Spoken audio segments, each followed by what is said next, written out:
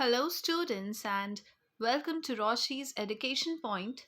Today, we will be starting with your Long Man, New Images, a comprehensive course in English, Enrichment Reader for Class 6th, Chapter 7, and the name of the chapter is The Haircut, an extract about a funny incident. Let us read this extract from The Mill on the Floss by George Eliot about a young girl who decides to cut her hair.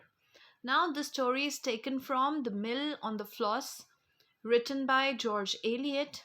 और ये story है एक young girl के बारे में जो खुद ही के हेयर्स को कट करने का डिसाइड कर देती है. The novel, first published in 1860, is considered a classic with its vivid portrayal of childhood and description of country life.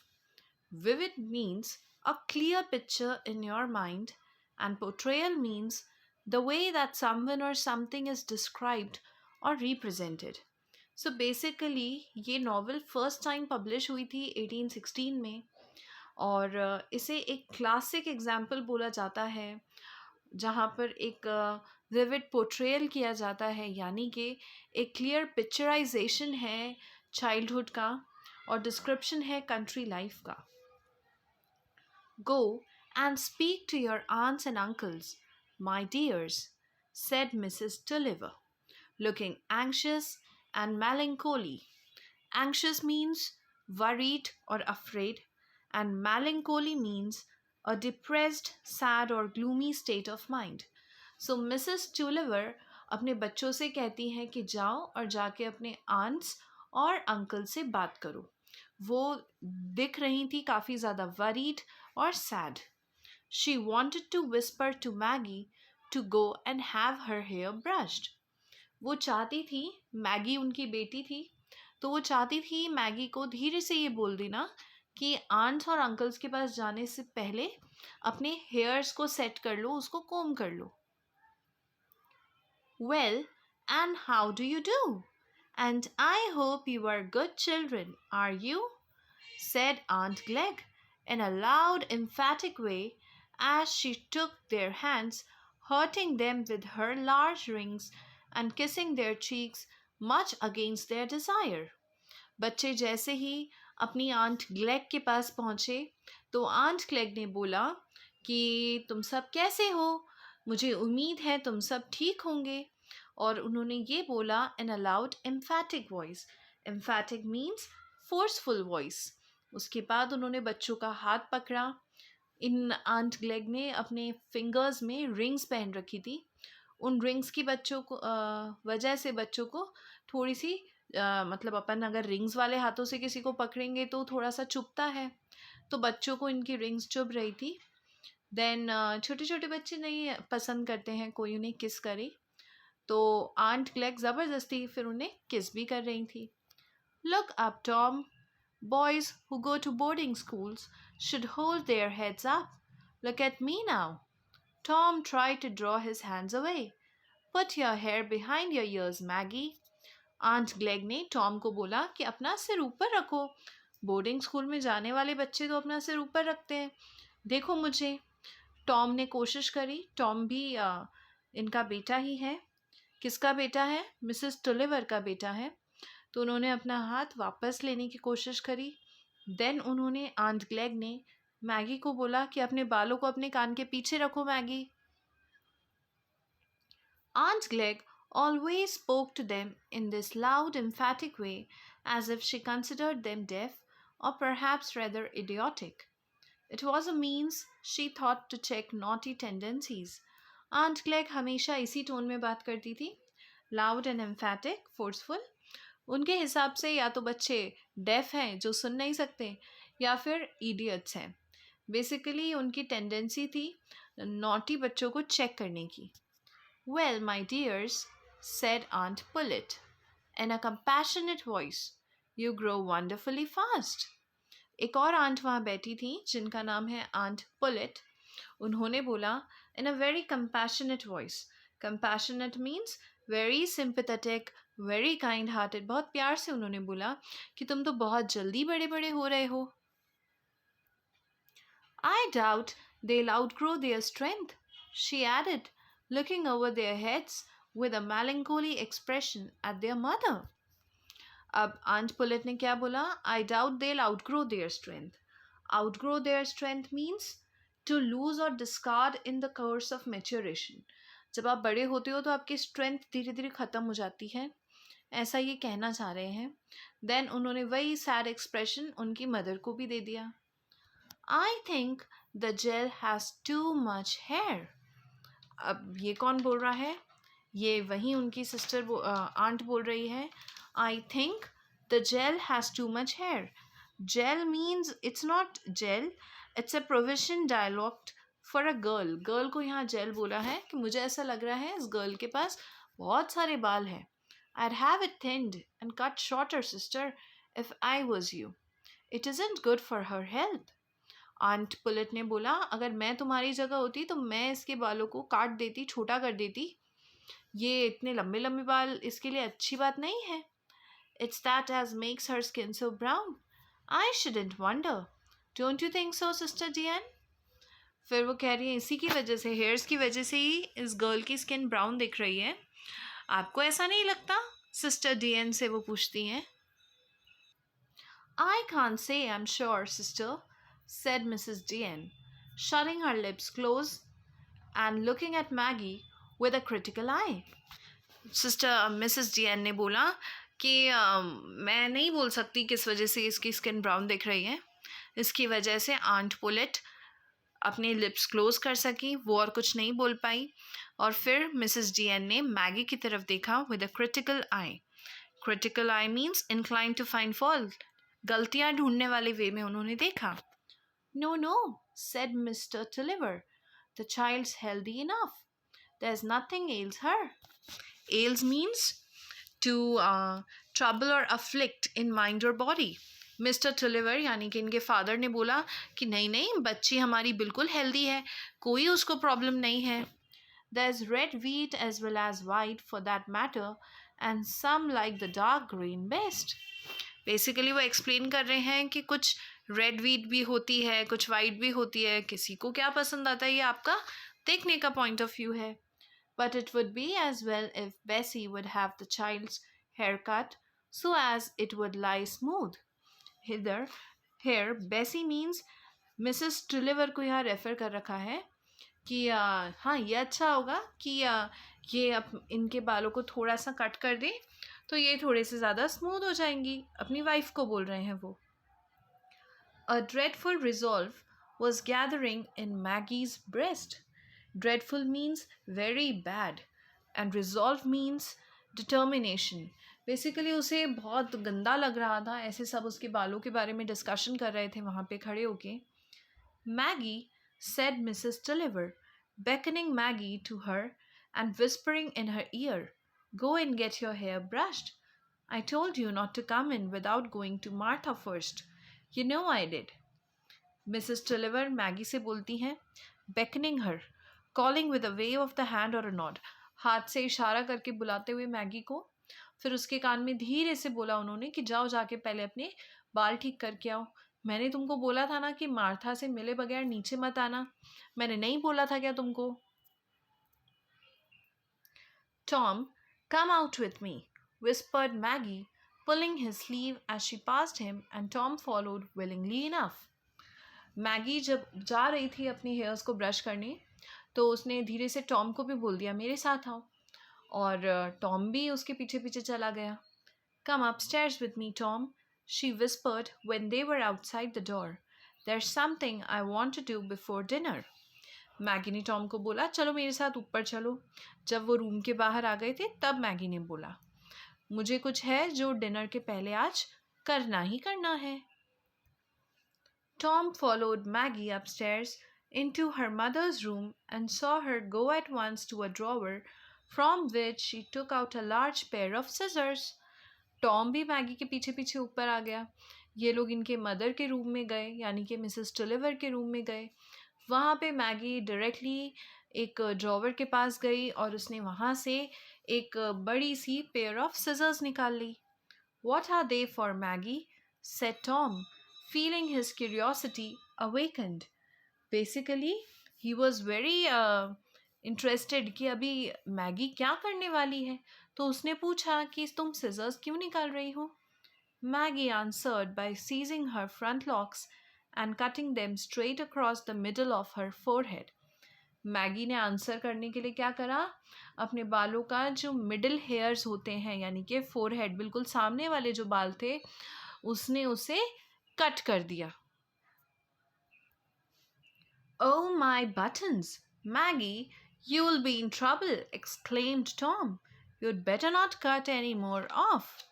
Oh my buttons means an exclamation of surprise. वो एकदम से surprise हो गया ये अपने बाल काट रही है. फिर उसने मैगी को बोला कि तुम बहुत बड़ी प्रॉब्लम में आने वाली हो, तुम इसके बाद और बाल मत कट करना अपने. Snip went the great scissors again while Tom was speaking, and he couldn't help feeling it was rather good fun.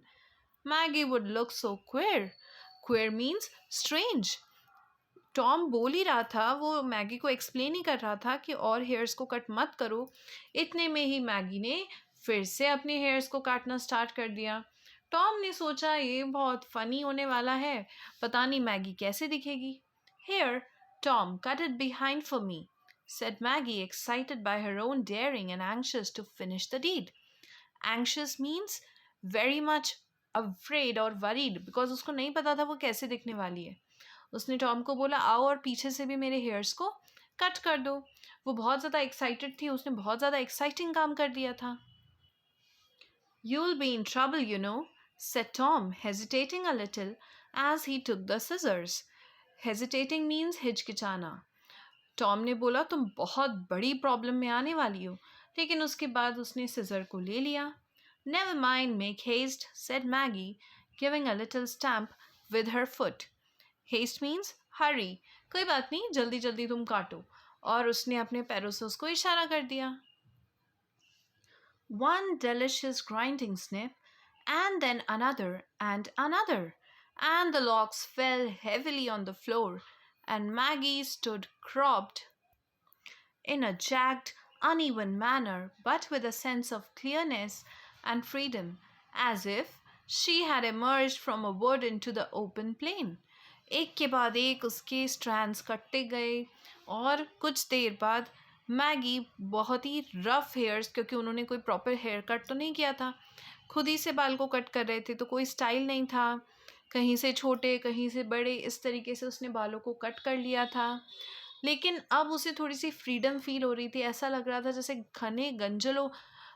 घने जंगलों के बाद वो एक ओपन प्लेन स्पेस पर आ चुकी है. Oh, Maggie, said Tom, jumping round her and slapping his knees as he laughed. Oh, my buttons, what a queer thing you look. Look at yourself in the glass.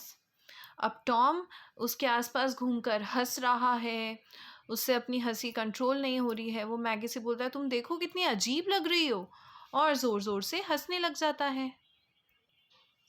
Maggie felt an unexpected pang. Pang means a sudden feeling of distress. एकदम से उसको अच्छा नहीं लगा कि ये मेरे ऊपर हंस क्यों रहा है. She had thought beforehand chiefly of her own deliverance from her teasing hair and teasing remarks about it. Deliverance means the state of being saved from evil. उसने इतनी देर से क्या सोचा था, अगर उसके बाल वो काट लेगी तो कोई उसे उसके बालों के लिए नहीं बोलेगा और चिढ़ाएगा भी नहीं. But now, when Tom began to laugh at her and say she looked like an idiot, the affair had quite a new aspect. लेकिन उसने ये तो सोचा ही नहीं था कि हेयर कट करने के बाद वो कैसी लगेगी. अब वो जो उसको इतना क्लियर और अच्छा फील हो रहा था, एकदम से वो चीज़ चली गई, क्योंकि टॉम उस पर हंस रहा है, क्योंकि वो बहुत ज़्यादा इडियट लग रही थी. She looked in the glass, and still Tom laughed and clapped his hands, and Maggie's flushed cheeks began to pale, and her lips to tremble a little.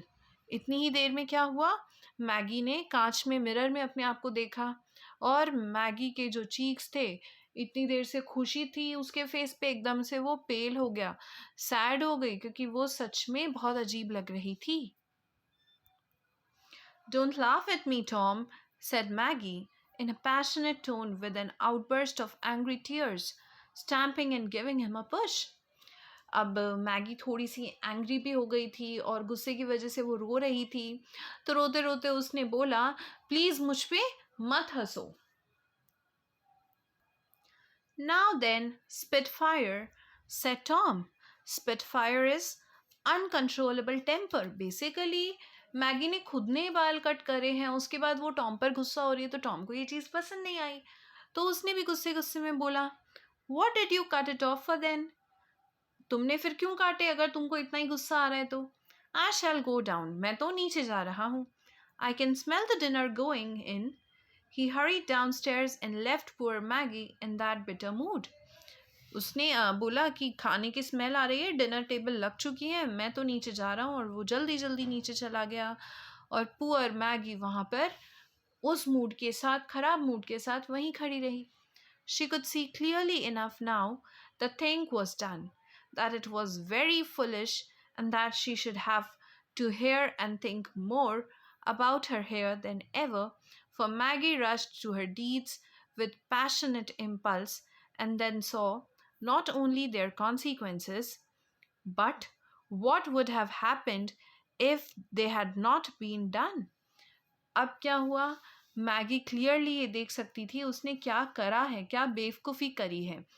अब उसको इन बालों के साथ ही रहना पड़ेगा.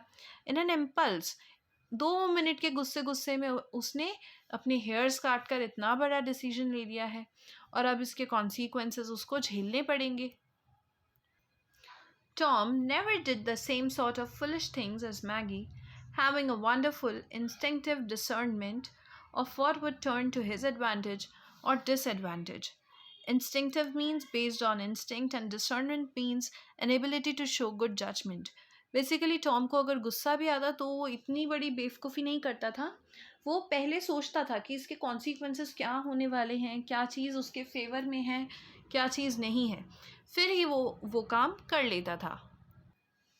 Maggie, as she stood crying before the glass, felt it impossible that she should go down to dinner and endure the severe eyes and severe words of her aunts, while Tom, cousin Lucy, and Martha, who waited at the table, and perhaps her father and her uncles, would laugh at her, for if Tom had laughed at her, of course everyone else would. Maggi वहीं पर खड़ी थी, रो रही थी mirror के सामने, और उसके लिए अब इम्पॉसिबल था नीचे जा रहा डिनर के लिए.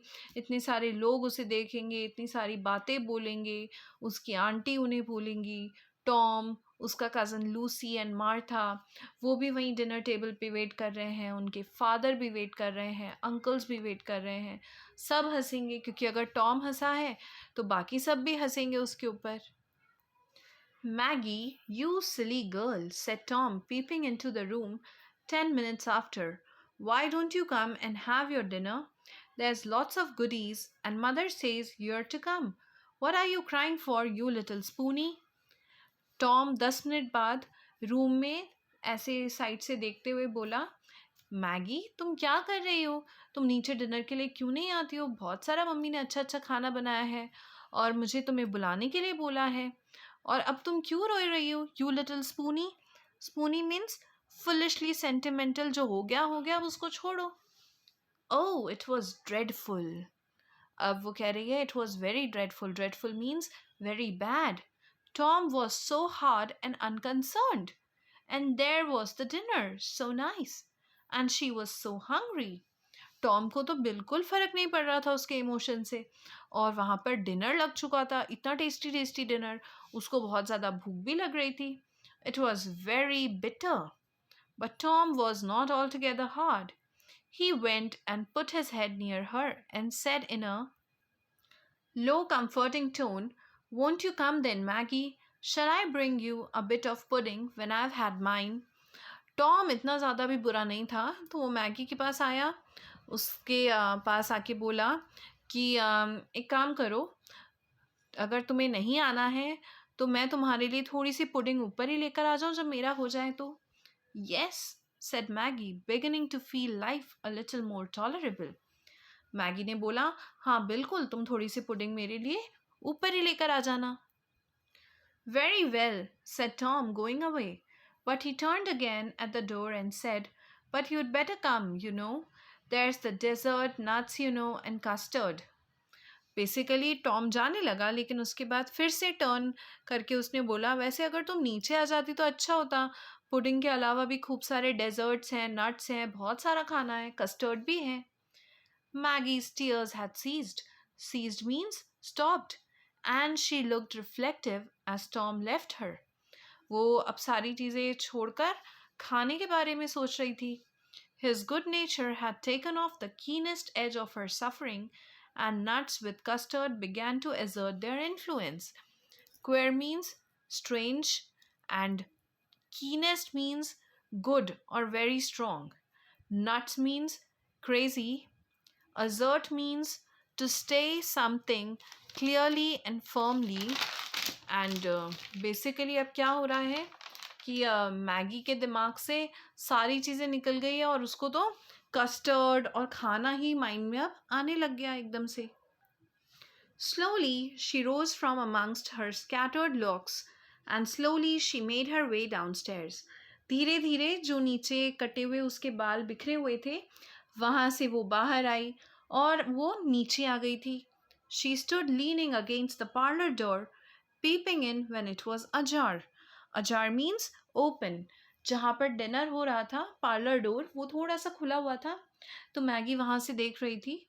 She slipped in and went towards an empty chair. धीरे से वो रूम के अंदर आई और एक खाली चेयर के पास जाने लगी।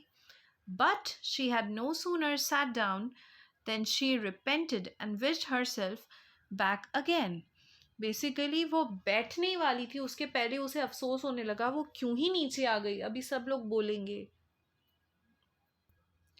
Mrs. Tulliver gave a little scream as she saw her and felt such a turn that she dropped the large gravy spoon into the dish, with the most serious results to the tablecloth. Mrs Tulliver ने जैसे ही Maggi को देखा वो shock हो गए और वो हल्का सा चिल्लाए। उसके बाद उनके हाथ से चम्मच, ग्रेवी स्पून वाला चम्मच गिर गया, जिसकी वजह से टेबल क्लॉथ पर निशान भी आ गया था। Mrs. Tulliver's scream made all eyes turn towards the same point as her own. Mrs Tulliver के चिल्लाने की वजह से रूम में बैठे हुए सभी लोग उसी डायरेक्शन में देखने लगे जिस डायरेक्शन में मिसेस टुलिवर देख रही थी। And Maggie's cheeks and ears began to burn while Uncle Glegg, a kind-looking white-haired old gentleman, said, "Hey day, what little gel's this? Why, I don't know her. Is it some little gel you've picked up in the road, Kezia?" Uncle Glegg एक बहुत ही kind hearted, kind looking और बूढ़े थे। उन्होंने बोला, heyday means एक expression है टू शो सरप्राइज कि ये लड़की कौन है, मैं इसे नहीं जानता।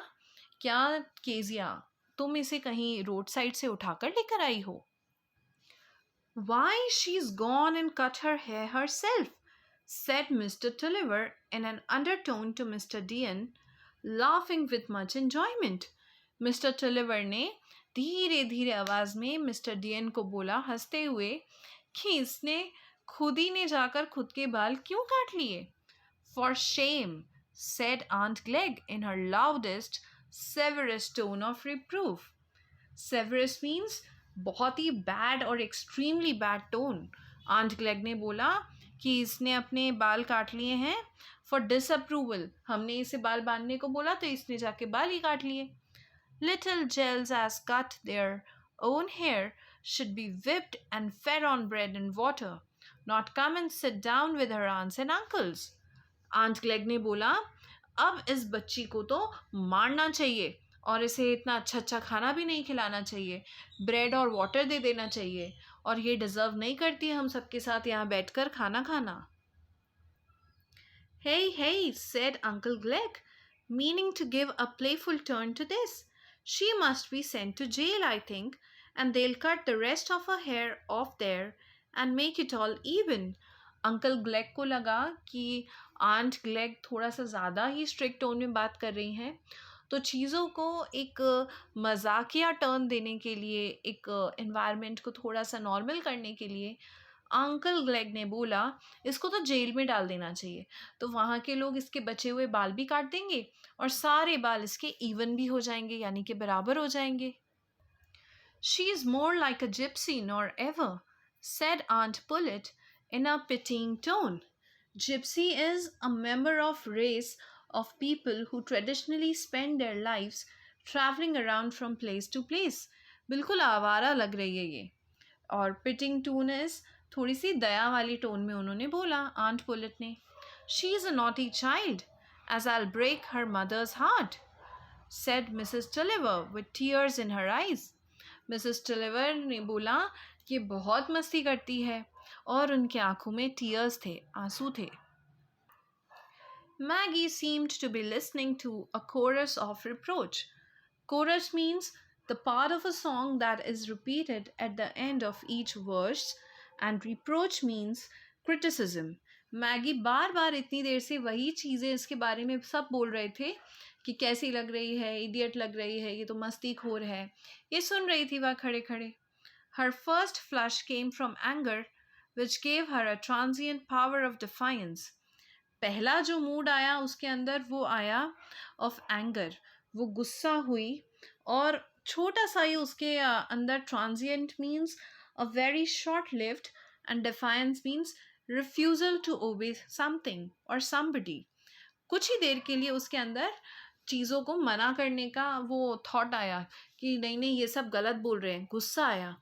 Tom whispered, "Oh my Maggie, I told you you'd catch it."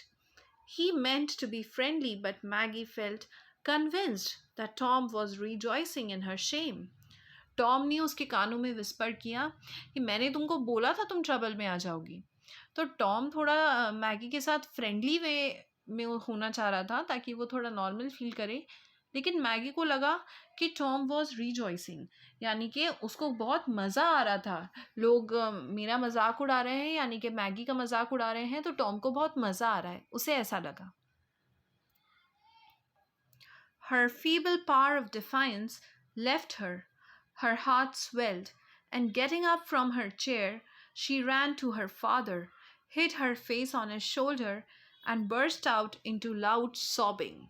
अब ये जो गुस्सा था ये तो बहुत ही कम देर का था। उसके बाद वो अपने फादर के पास भाग कर गई, अपना चेहरा उनके शोल्डर के अंदर छुपा लिया और ज़ोर ज़ोर से रोने लग गई।